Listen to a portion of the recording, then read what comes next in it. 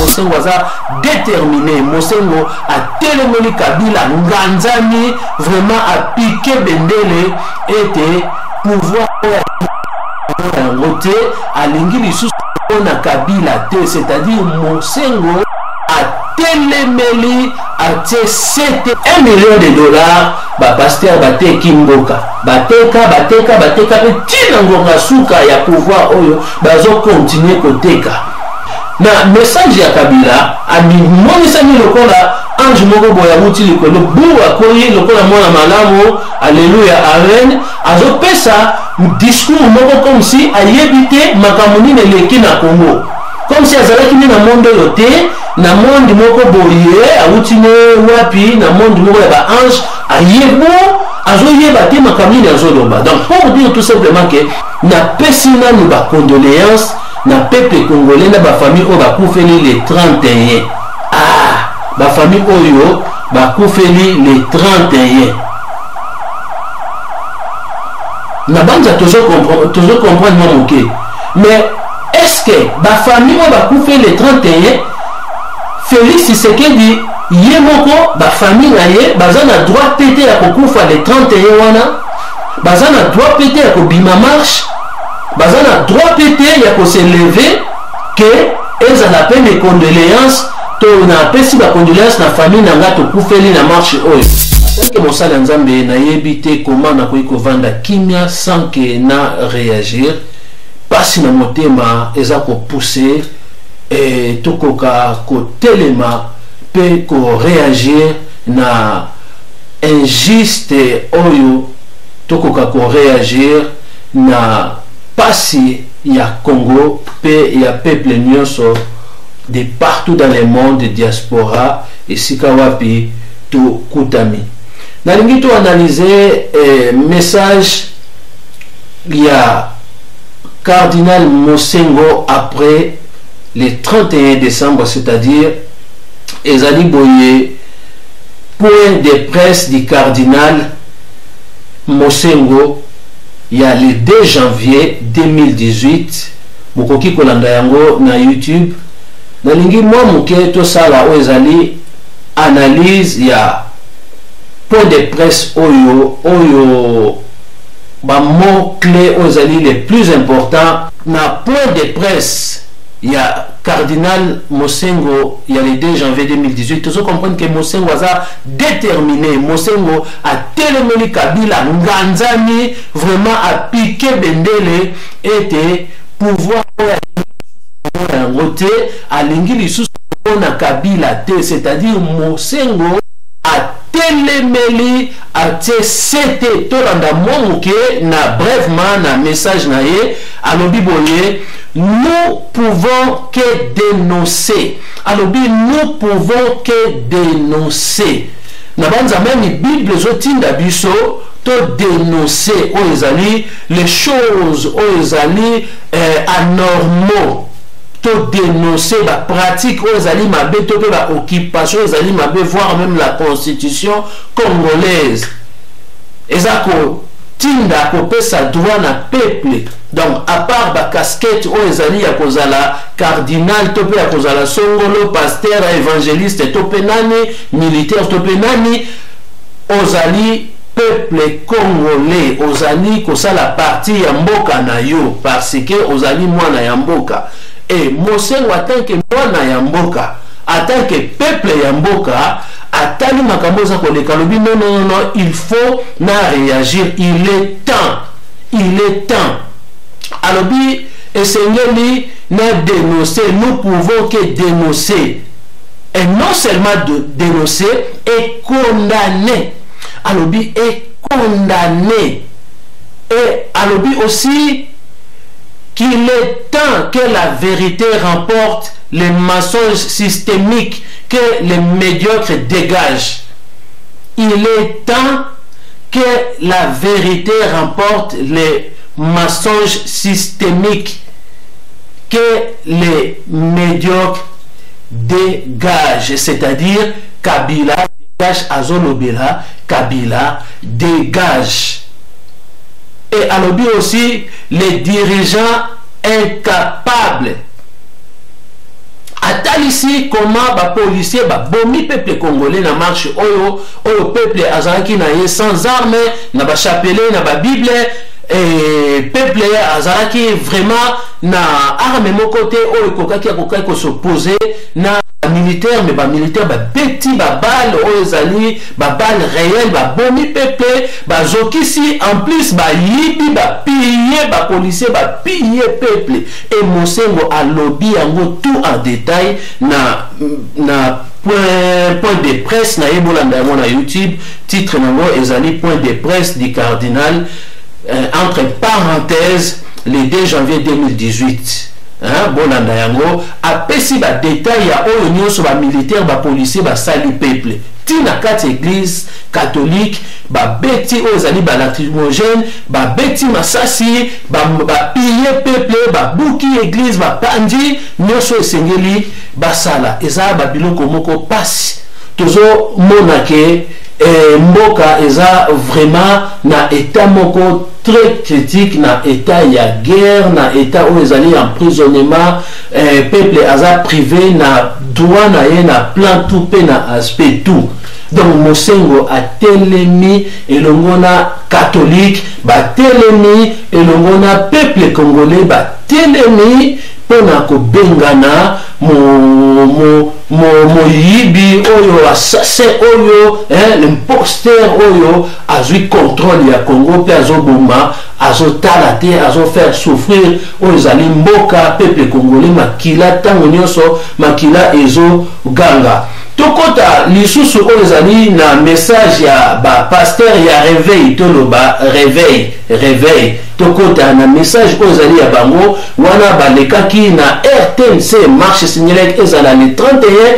bango bamilekelaki le 30 pona koloba ke toboyi tolanda ngoma moke ezalaki we Albert Kankenza Soni Kafuta Bosco Kindomba Pascal Mukuna ba oyo tomoni na video oyo bo vraiment bolanda yango na YouTube bokomona makamini balobaki alors wana ezalaki bo discours ya Soni Kafuta bango nyonso bavandi à un accord commun accord bango nyonso bavandi alobi nous, les représentants du corps des fondateurs et du décidé des églises du Congo, c'est-à-dire Bangonde Moutouazali ko représenter ba église ya réveil, pe bazali ko décider, c'est-à-dire bazo décider sur yo. Bangonde baza ko décider sur yo oyo sambe la kana ba église na bango to pe na église ya réveil, to pe ndenge to baka chrétien ba oyo ya réveil bango nde baza ko décider sur yo c'est-à-dire nzambe te mutaza ko décider sur yo bango nde baza ko décider bazo yebisa yo nini oyo ko sala na nini oyo sala te même soki bible lobi yango te quel que soit que bible lobi yango te mais bango baza ko décider bazo yebisa yo nini oyo ko sala pe nini oyo ko sala te. Et puis balobi boye na discours wana Soni Kafuta oyo babengi général Rockman yewana alobi boye alobi nous invitons nos membres serviteurs et servantes et fidèles à se mobiliser comme des coutumes pour ces grands rendez-vous divins en organisant le 31 décembre 2017 nos cultes d'avant-midi et nos réveillons selon les programmes arrêtés aux églises et aux assemblées locaux. Vous voyez?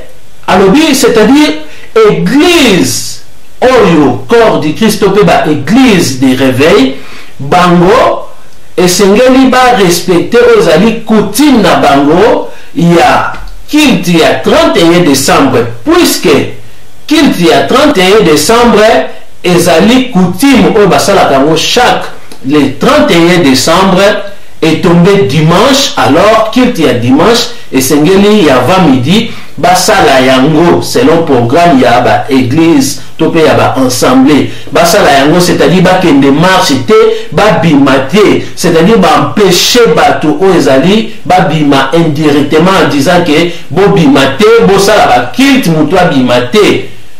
Pourquoi? Parce que ezali na un groupe de gens politiques oyo batiaki date na bango ya marche na le même date à le 31 oyo tombé dimanche oyo esengeli bato nyonso l'église de réveil bazala na bakilte na bango. Donc pas question ya marche, église de réveil ekozala na bakilte na bango normaux ndenge ezalaka chaque dimanche topé chaque fin d'année. Et puis réveillon tant que politique gouvernement et empêché bango te ko fêter o ezali réveillon bakilte ya action de grâce et empêché mutute bakosala yango na avant midi pe na pourquoi o ezali réveillon, c'est-à-dire pas question de marche, hein. Tala sikoyo population nyonso o bavandi na église ya réveil et ba empêcher bango babima na marche. Or population o bazali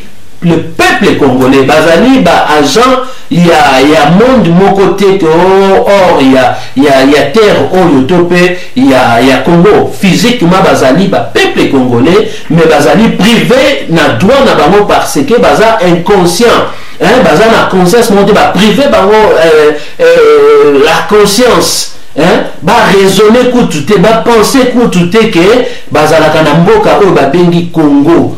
Makambo mboka est concerné basali na Nzambe na première position. Makambo ya mboka est concerné musali na Nzambe. Ce qui mboka ezo marché te parce que basali na Nzambe bazate. Na Congo basali na Nzambe bazate. Tant nazolo bazate, comprenez ma langage parce que bazate, hein, voire même par na 100%, tokoki sur 100% na koki koloba que 2% ya basali na Nzambe, 2%, sinon 98 wana topé 98 baza ya faux baza basali na Nzambe te. Pour ceux qui basali na Nzambe bazalaka mboka Congo ingé kozala oyo zate tala catholique oyo toloba réveil biso réveil to bima na catholique to koma même ko critiquer catholique to koma même ko talisa ba défaut ya catholique. Mais si ko le catholique na église de réveil ba nani vraiment bazo jouer aux ali par ya Nzambe. Bien aimé ndeko congolais esengelo ye banzambe azana part na ye yo poza na part na yo naza ko s'adresser aussi na ba chrétien na basali na Nzambe esengeli boye ba ke Nzambe azana part na ye yo poza na part na yo. Ngai oyo nazala kolobela politique te to pe nazala kolinga politique te to pe na koki pe kolinga politique te, mais makambo oyo ya mboka ça n'a rien à voir na la politique. Mboka est concerné babita ya mboka est concerné o ezali peuple ya mboka wana, donc ezali droit na yo, hein, et à combien plus forte raison ezali mosali ya Nzambe o ezali na première position, hein, parce que yazana connaissance azana ainsi dit l'Éternel. Mais mboka so les ont marché parce que basali Nzambe bazate et tant nyonso basali Nzambe bazala corrompu, donc makambo marchaka te baleki le 30 décembre pona ko empêcher ba fidèle ya église ya réveil babima te pe empêcher ba babima te parce que bazana contrôle ya population moko boye bango pona ba moni ke bazui $1 million oyo Kabila futi na ba pasteur oyo yo bouti kolanda clan na bango Kabila futi bango bongo yoka mikolo ko ya bango ba potana Kabila secret ekobima toujours ekobima parce que ba fuite ezali et loko nyonso oyo salamaka na musuni lo na mana musuni et buka maka toujours na musuni $1 million ba pasteur bateki mboka bateka pe tina ngonga suka ya pouvoir oyo bazo continuer koteka. Donc mosengo pour contre Kabila ba pasteur ya réveil Soni Kafuta, Kankenza, Mokuna, Jean Bosco Kindomba et les autres pour Kabila. Kabila vanda seko na seko bango balia, bango ba vivre bien aimé za passe, ndeko za passe. Peut-être na olo ba makambo yo passe na motema, on comprend ndenge nini ye moko mosali ya Nzambe ya réveil, mais azolo makambo, eza makambo mboka passe na motema. Hein, eza ba o baza suna bisote. Tant que Moussa Nzambe sini ko bonde la mboka ko telme la mboka na yo ba message ya révolution ba David ba bunda ba Josué ba bunda, hein, David a telme la ba Philistin a kata mutu ya Goliath ndeko esengeli to la muka l'évangile ezali renouvellement intelligence peuple de Dieu bakosa yote Yesu azono ba me brebis oza brebis ya pasteur moko te bima na ignorance oza brebis ya pasteur moko te so pasteur aza na erreur azotambola mabe azotalisa bino te, ainsi dit l'Éternel bima na église wana. Et je demande à tous les fidèles des églises, de ces églises de réveil, de sortir de ces églises. Bon quitter ba église ou bon quitter ba pasteur ou baza ba pasteur tala niveau Congo komi tala niveau mboke komi na lobaki ya moja ba vidéo précédent que Kabila soka koti 2018 bon mona ke makambo belé makambo changer et comme si une force majeure ya peuple ko telema. Combien de personnes baza détenues aux alliés dans l'église de réveil, oh bazo bisabino kaka, tu seras béni, tu auras les mariages, tu auras ceci, la bénédiction, tu auras de l'argent, tu auras un bon travail, ceci, cela, mais bazo bisabino te ainsi dit l'Éternel, c'est des baba pour la bino mafuta. Pourquoi ba pasteur bango moko bazo voix maka, mais bino bana ba fidèle, bozo comme kaka ba pauvre. Ceux qui sont riches, aza riches parce que ba pauvre bazali. Riche azo comme pauvre na ba pauvre comme riche na ba pauvre ba pasteur bazo comme riche na ba fidèle. Oh pasteur aza na devoir ya ko liesa ozali fidèle ya ko s'occuper na fidèle. Et ça devoir ya pasteur, devoir ya un berger vers son brebis. Rôle o yeso ya ki melelo et comme sans au contraire ba brebis ne ba comme liesa ba pasteur. Oh, berger n'aime pas lier saka brebis. Tant que tu as lié ça, eza ko lié ça kaka na molimo te. Eza ko lié ça physiquement ko kamati makoki financier parce que baza ba pauvre ba na mbongo to pesa ke yondo luko bimisa wa mbongo. Vous développez ba message tout ya ko bimisa mbongo ya ko trésor. Oh, écoute,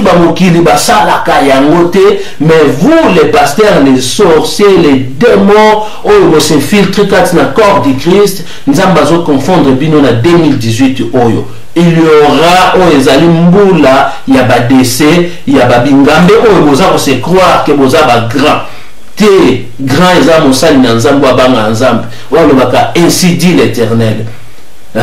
Donc, ça pas si tant que je m'en makambo boye, tout côté les sous ou les alliés, na moi c'est pour na tout comprendre message oyo. Bango d'après bango, balobi culte d'action de grâce, les alliés culte moko et ça la chaque les 31. Chaque les 31 wana donc malgré marche et puis ça maki bako quelque loupé en côté. Voyez bi télé RTN c'est top chaîne o et ça gouvernement. Donc pour les kawana bomona bango c'est-à-dire bazana ko la bambua bantaba na singa ya Kabila oyo akangi bango allez vite enveloppe na bino bosi bozui bon le cas bo bloquer peuple babimati Kabila kima na ye déjà message na ye avait asali on a Lubumbashi azala ki jeune position de départ parce qu'il y a été nini kokoma suite ko zala ndenge nini mais bon favoriser Kabila avanda eza pasi na ba vente ya boye soi-disant basali na nzambe ndeko il faut tout ça la repentance bon ça la vraiment repentance bon renoncer na ba acte oyo pendant que de musika te to kota lisusu oyo ezali na message ya Félix Tshisekedi c'est-à-dire ezali point de presse ya Félix Tshisekedi après marche oyo il y a le 31 décembre 2017. Donc tout le monde en a point de presse oyo Félix Tshisekedi azakoloba boye zalaki le 2 janvier 2018. Félix Tshisekedi alobi na pesi nanu ba condoléances na peuple congolais na ba famille oyo ba kufeli na pesi nanu ba condoléances na peuple congolais na ba famille oyo bakufeli le 31. Ah, ba famille oyo bakufeli le 31. Na banza toujours comprendre moi OK. Mais est-ce que ba famille oyo bakufeli le 31 Félix Tshisekedi ye moko ba famille na ye bazana droit pété ya kokufa le 31 wana bazana droit pété ya kobima marche bazana droit pété ya ko se lever que elles la peine mes condoléances to na pesi ba condoléances na famille na ngato kufeli na marche oyo ndeko esengeli to comprendre le problème c'est quoi esengeli to lamuka. Ngai naza contre mutu moko te, mais nazali contre ba acte nyonso oyo nazomona kezo favoriser Massin ya Kabila, oyo favoriser Kabila avant d'anaye tranquille. Naza contre yango, peuple azokufa. Pourquoi on peut ça les condoléances na peuple oyo bino bolobaki ke abima, mais tant bino bobimisi peuple bongo bo so organiser ki na nini oyo pe kosala ke peuple abima pe à se défendre nango bo so organiser ki na nini bolobi rassemblement bo so organiser ki na nini.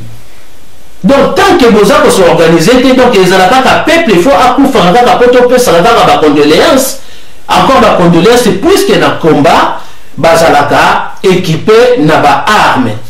Tant que vous avez na combat na adversaire aza armé, yo pe faut aussi armé, yo pe faut za la armé, mais tant que yo za armé te. Est-ce que mon yomote que za piège moko boye o yeza lokola mpuku na munoko ya lion et non na munoko ya chat. Donc beaucoup na munoko ya lion et non na munoko ya chat. Ndeko tomika mwa muke ko raisonner. Tomika mwa muke ko raisonner. À chaque fois tozo bunda tozo pola même biso na niveau ezali ya sport. Tant nazo mona que non na poli déjà 2 fois 3 fois na adversaire oyo. Il faut na changer ba stratégie ba tactique ya kobunda. Il faut na changer ba stratégie ba tactique ya kobunda. Adversaire oyo aza armé. Donc yozo bimisa batu tope bozo bimisa batu ba kufa kana baro bana ya batu po pesa ba condoléances et lobi les sous condoléances te to lamuka bandeko to lamuka. Il est temps ya ko raisonner likambo nyoso ba so organiser kana yango. Il est temps ya ko s'organiser et alors la indépendance basenga ki indépendance ba lumumba babundi papa indépendance. Est-ce que ça là qui vraiment tant ya indépendance? Et ça m'a comme mususu ça m'a prématurément. Donc ils ont prématuré, ils ont non préparé organisation exacte besoin de la monoko aucun donné tu confronter mutu oyo aza armé mais yo za armé te basa misaka na les choses où ils allaient sérieuté. Politique il y a Afrique et ça différent na politique il y a Europe. Oui, bien qu'il y a Europe peut ça la kanango moi baba kama mususu et tout, mais oyo il y a Afrique et ça vraiment bidon parce que la loi du plus fort il y a mon terrenyaka, la loi du plus fort il y a mon terrenyaka. Kabila azana force aza na simanaye batu oyo bazo soutenir et batu wana eza comité international. Tu sais, Félix oyebi yango bien et ba responsable yango nyoso ba yebi yango bien, mais eloko bango bazo banga koloba yango yo ke non Kabila za soutenir na ba force aux alliés à libanda international. C'est ça l'enjeu aux les Kana Congo. Mais comment boko tinda bana ya batu ba bimaka po bo souhaiter ka bo présenter ka ba condoléances te peuple congolais lamuka. Na ligne tout simplement que Essengeli ko s'organiser. Peuple congolais a déterminé, a prêt à tout. Mais Essengeli ko préparer ma coquille o Essengeli pour y affronter combat oyo. Et sans que le peuple a s'élevé pour affronter une solution cause à la tête parce que Monguna aza armé et puis aza soutenu na multitude de gens oyo baza ko fournir ye baza ko pesa ye makoki nyonso po ye anganza maana mais bato wana ba vivre déjà na bato oyo baza ko commanditer crime puisque na guerre na ba makambo boye sika désordre ezali bango ba vivwaka na makila na nyonso. Et pourquoi les rassemblements et ko soutenir oyo ezali et ba sorti il y a peuple sans eloko moko te ko occuper peuple affronter aux ezali ba militaire oyo étranger baza ko bomaka peuple jour et nuit. Donc ndeko to meka mo muke ko la muka na limito na lisusu bo ezaka brèvement ba point oyo ngana zui mais bon dans la vidéo mo bomona ba point oyo ngana zui yango nazo meka ko partager oyo ezali na biso. Et puis à lobi lisusu boye peuple babimaki ebele na marche ya 31 décembre andimi azali engagé pour un changement. Donc peuple Makebele na marche le 31 décembre 2017 et puis peuple aza prêt, aza engagé, andimi. Mais question ezali, mais avec quel support armé?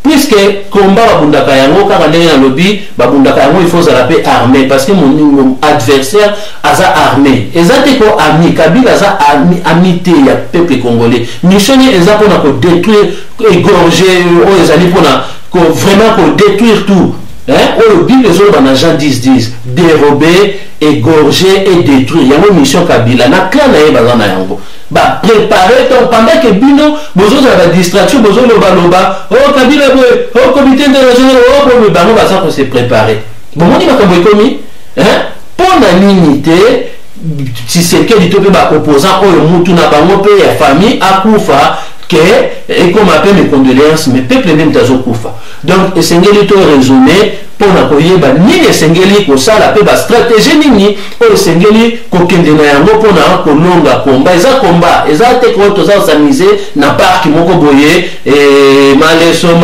molia mokwanga ti hein.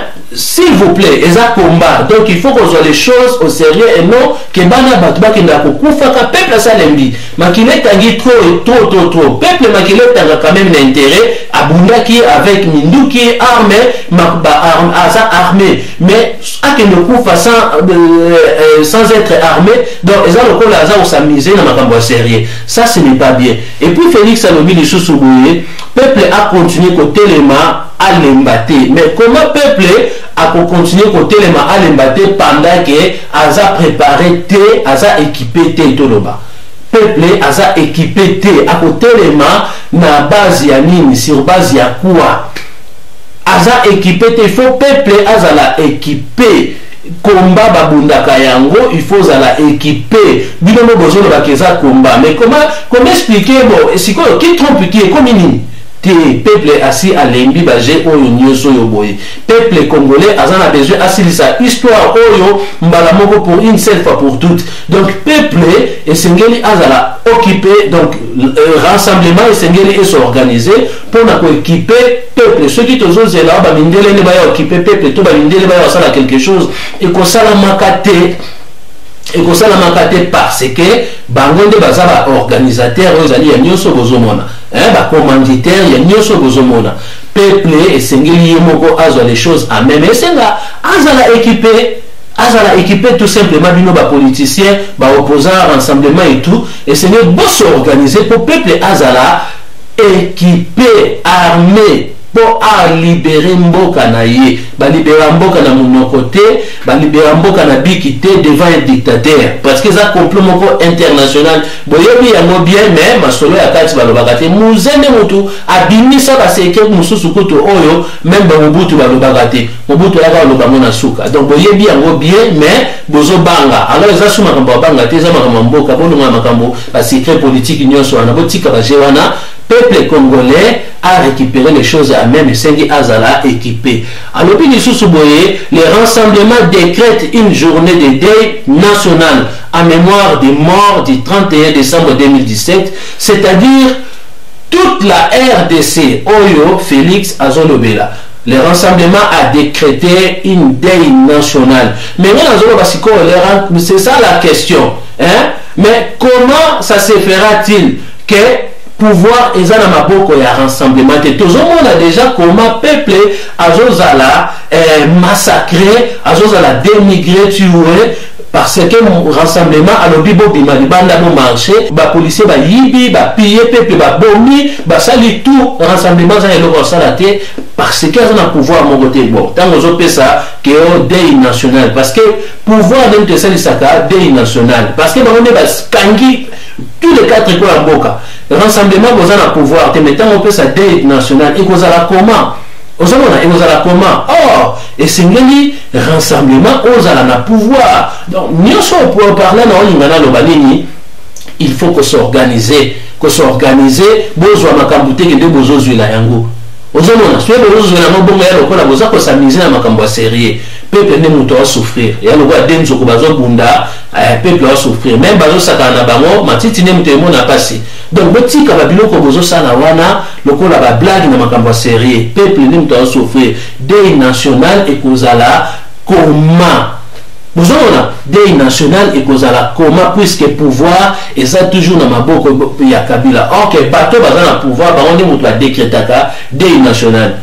Est-ce que comme il a monté Massapo, comme il a monté je ne sais pas. Ozomona nazolo ba makambo oyo ezomonana donc ito lamuka peuple congolais tozwa les choses à main. Hein, koloba discours to peneti récitation et ça n'a pas problème était mais est-ce que ezala penza bongo to ko pesa ba to espoir moko boye ko doser ka ba to mate te Yangote, deuil national le 8 janvier. Alors, deuil national le 8 janvier en mémoire ya bato oyo, ba peuple oyo, ba koufi le 31 décembre 2017. Deuil national. Est-ce que vous avez un deuil national? Puisque peuple a ça, vous avez une question et vous avez un deuil national puisque peuple azali armé, aza préparé, équipé, et vous avez un deuil national. Non, et qu'on continue il faut s'arrêter. Et puis, tout le monde est pour les rassemblements, les élections n'ayant pas été organisées conformément à l'accord du 31 décembre 2016. Joseph Kabila, Wana Félix Tshisekedi, Joseph Kabila et toutes les institutions en mandat électif ont perdu toute légalité et légitimité. Par conséquent, en date de ce jour, Joseph Kabila n'a plus la qualité d'engager la République démocratique du Congo tant à l'intérieur qu'à l'extérieur du pays. Mais comment ekoki kozala exécuter tout pezala obéi ba mot d'ordre oyo nyonso ke Joseph Kabila aza aza susu na pouvoir te ba considérer les sous te ba porter les sous ezali comme président de la République du Congo mais na pouvoir nini to pe na autorité nini oyo Félix azoloba biloko parce que boza na force mon côté donc na éviter ce moment là bozo comprendre na zoloba bien aimé par là ezobima neti ba discours moko sans effet. Or ce qui peuple a armé tant que vous avez un discours à boyer makambo marché parce que peuple a la makoki il y a pour faire exécuter makambo Félix Azoloba et ça makambo ya bien mais ils ont fait ça bien pourquoi peuple a na elo côté peuple zola lobi que a respecté même ba o ba kenda musala boke musala te ba o nyoso bo déposer boye alors et comme li bangongam Félix a pour défendre ba on te pose un pouvoir te rassemblement ko ça et l'on monter pour baza un pouvoir te bazana eloko moko baza équipé te baza armé te o ba koki ko faire valoir aux alliés ba décret na bango donc ezate hein nazolo baté pour na kozala contre Félix nazolo baté pour na kozala mutu contre mutu boye mais nazolo bana intérêt à peuple analyse oyo to sala ya biso nyonso to raisonner pour to comprendre nini réellement ezana kati nini réellement eza koleka. Tokoki kobunda te na biti pour na s'amuser mais tozo bunda na biti pour to remporter o ezali quelque chose mais ceux qui ezana na cadre ya s'amuser bozo mona ngo ke tozo bunda solution ezala te et puis bozo continuer kaka o ezali ba tactique wana ya combat mais les choses ekoki se marcher te ekoki ko marcher te batu peuple congolais zo kufa bana ya batu bana ya batu makile zotanga ba famille na bazolela ba bonne année au 2017 ba fêter te ba leli ba matanga tout ça makila etangi mais comment te poki ko continuer boye pour la solution ezala te combat nyonso abunda yango pour na ko remporter problème nyonso ba résoudre yango pour ozwa solution mais oyo tant que bozo bunda mais solution ezate et puis boye bike solution ezate pour bozo équiper te bozo armé te tomeka moi mouké ko raisonner ensemble hein tomeka moi mouké ko raisonner ensemble peuple aza toujours démigré tué aza maltraité aza tout to kota na message ozali ya Kabila il y avait 2018 depuis Lubumbashi na message ya Kabila a monisa mi lokola ange moko boya muti likolo buwa koyi lokola mwana malamu alléluia amen azopesa discours moko comme si ayebite makambo nini eleki na Congo comme si azalaki na monde oyo te na monde moko boye awuti ne wapi na monde moko ya ba ange ayebo azoyeba te makambo nini azoloba. Donc pour dire tout simplement que nyonso oyo Kabila alobi yango na intérêt ya Congo te mais alobi yango na intérêt ya Rwanda, alobi yango na intérêt ya bato na ye ya clan na ye. Pour réalité ya makambo ezoleka na Congo yeyebi te. Donc tout mes camarades qui comprendre alobi boye eza juste brèvement moi idée pour tout mes cas comprendre yango mais bon yango na YouTube alobi. Mes chers compatriotes, j'ai eu l'agréable opportunité le ange moko boazala ki na Congo te aye koya na mokili oyo na planète Terre azo raconter des choses oyo ye ayebiti. J'ai eu l'agréable opportunité d'exprimer ma gratitude à chacune et à chacun de vous pour les précieux soutiens manifestés tout au long de l'année qui s'achève. Tout au long de l'année qui s'achève. C'est-à-dire, Aza très reconnaissant, na soutien au peuple congolais à PCIE, tout peuple à PCIE, institution nyonso et PCIE, tout ça pour na nyonso et l'équipe pour y Aza ndenga zawana. Est-ce que tout est monté sur ça? Et puis à continuer à l'obi boye, à l'obi aux institutions de la République, de l'accomplissement de leur mission constitutionnelle, je tiens également à dire toute ma solidarité, ma compassion envers celles et ceux d'entre nous qui, suite en des moments d'épreuve ou à la perte d'un être cher, ont vécu une année 2017 particulièrement difficile. Donc, à remercier les institutions en Boka, soutenir sur Basalié, et puis aux alliés, bandeko nyonso oyo depuis durant 2017. Année 2017, passaki na ba moment difficile, topé perdre aux alliés, bandeko être cher, perdre être cher. Donc c'est-à-dire azolobela na oyo makile uti kotanga nde bomi bato na ba marche na makambo nyonso nde bomi bato azo remercier l'institution na soutien o pesi ndenge bomi bato peuple congolais d'azo remercier institution wana ndenge peuple congolais ndenge baza ko protéger baza ko sala en sorte que pouvoir na ye avant éternellement na Congo. Donc peuple kaka clan na ye congolais bazo sala en sorte que avant éternellement soutien au pesi azo remercier bango et puis ndenge azo boma peuple congolais baza ko massacrer peuple congolais azo remercier bango na geste wana bomi congolais na mission apesaki bango respecter tout kitoko. Abi je leur exhorte de garder la flamme de l'espérance au cours de l'année 2018. Azako exhorter aux alliés congolais pour garder aux alliés moto espoir et espérance durant l'année 2018. Donc Azako exhorter espérance par rapport à quoi? Comment dit? S'amuser na makambo sérieux kosakana bato kozwa mboka en otage et tout kobeta badada bambata na mututu. Donc parce que la loi dit plus fort ndeko peuple congolais alembi.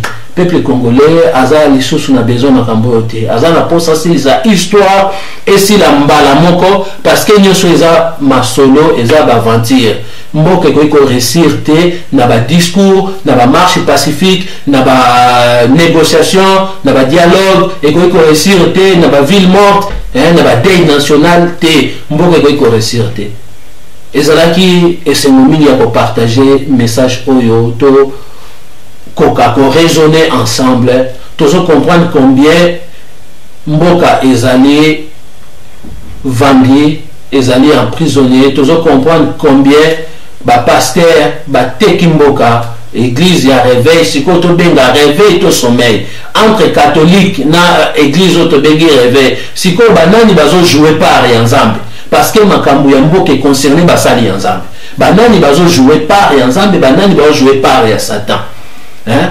Bande ko to mekamo muke ko raisonner. To bima na ba manipulation ya ba pasteur, to bima na ba manipulation ya ba église ya réveil, to bima nzambe atinda ka message na temps. Nzambe atinda ka message na temps. Message par rapport à la situation où le bateau va traverser, va passer dans yango, va kutami na yango. Et non que vous allez bébé, monter côté yabino, message à prospérité. Nzambe atinda ka message par rapport à la situation va kutami na yango. Atinda ki loba, peli loba et bikisaki par rapport il y a temps convenable oyo bato akutami ki na situation où bazala ki na yango. To mekamwa muke ko bima ozali na ba manipulation oyo les pasteurs na Congo baza basali ya Satan, baza basali ya Kabila, bazo travailler pour mabumu na bango, bazo faire souffrir ba brebis église, bazui bango en otage, bazui bango en possession, en prison. Donc bazo zwa vraiment ozali Congo mobimba na maboko pona intérêt na bango pona mabumu na bango, bango batambola ba jeep, batambola soyi na bango ba jet privé, banata kitoko, bazala ba riche, mais église ba fidèle bazawana bazala toujours boy. Na moke o bozana ngo bazo multiplier, bazo développer message o ezali ya ko bimisa bino bambongo, ya ko yiba bino, c'est-à-dire escroquerie moko développer. Nzambe nde moto aye moto te, to lobi te ke nzamba zate to nzamba sala te to basala nzambe bazate, mais sur 100% yaya 2% kaka basali ya nzambe. Est-ce que okutami na 2% wana? Okutami na 2% wana? Banemi ba Jérémie babunda ba Gédéon babunda pona mboka. Nzamba telemisaka toujours basali pona mboka, ba Martin Luther King babunda pona mboka. États-Unis les États-Unis pour bazala basala nzambo babundaka batelemaka wapi sikoyo ya Congo. Mais ndeko peuple congolais garder ezali espérance. Nzambe azo susciter ezali Moïse ya Congo, nzambe azo susciter ezali Moïse. Nyonso ozomona yango komonaka yango lisusu te, chaque chose a son temps. Ata butu umeli tongo etanaka ba oyo nyonso oyo ba pasteur bobima na église na bango bobima nazoyebisa bino soki vraiment ndeko ozali fidèle to pe brebis à Jésus-Christ de Nazareth, o alobi mes brebis entendent ma voix. Soki pene ozali fidèle ya brebis ya Yesu, bima na ba église oyo ba pasteur oyo ba Soni Kafuta, ba Albert Akenza, ba Bosco Kindomba, ba Mukuna, bima na ba église oyo ya ba venturier, ba manipulateur, ya ba gourou, bima na ba église oyo parce que bazo contribuer pour na pouvoir ya makila, bazo contribuer na destruction o ezali ya Congo pe ya peuple congolais. Naza mosali na nzambe nazo loba en qualité ya mosali na nzambe. Naza koloba qualité mosali na nzambe bo bima na ba église oyo bo se lever pona ko bunda ozali na tina ya mabele ezali makambo ya nzambe, nzambe apesaka mabele na bana na ye. Le Congo na loba eza lokola peuple ya Israël, eza lokola Israël, eza mboka moko plein de bénédictions. Nzambe pambola oyo nzambe aza na un projet ya bonheur pona mboka oyo yango bozomona komba na yango pe ezali monene, mais la victoire eza vraiment certaine na kombo na Yesu Kristo. Ezalaki esengo mingi ya kopartager message oyo boye tomonani mbala ya sima, surtout botikala vraiment na kimio na kombo na Yesu erenie na mabota na bino nyonso. Ngai wa bino l'évangéliste Lukubika Guy Christ de l'éternité depuis la Belgique na lobi botikala malamu.